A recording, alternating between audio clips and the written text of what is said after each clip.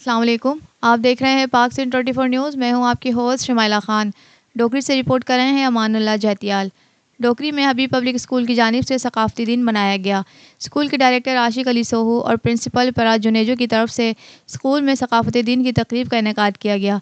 तकरीब में स्कूल के बच्चे और बच्चों समेत बच्चों के वालिदैन ने बड़ी तादाद में शिरकत की। टैबलो पेश करने वाले बच्चों में इनामात तकसीम किए गए। इस मौके पर स्कूल के डायरेक्टर आशिक अली सोहू ने कहा कि हर साल की तरह इस साल भी हबीब पब्लिक स्कूल में सकाफ़ती दिन मनाया गया है। स्कूल के असातिज़ा और अमले की काविशों से बच्चे पोजीशन हासिल कर रहे हैं। पाक सिंध 24 न्यूज़ से बात करते हुए कहा कि स्कूल के अमले की मेहनत से तालिबात को बेहतरीन तालीम के साथ हुब्बुल वतनी और सकाफ़त जैसे अजीम दर्स सिखाते रहेंगे, जिससे बच्चों के हौसले बुलंद होंगे और बच्चे मज़ीद आगे बढ़ते रहेंगे।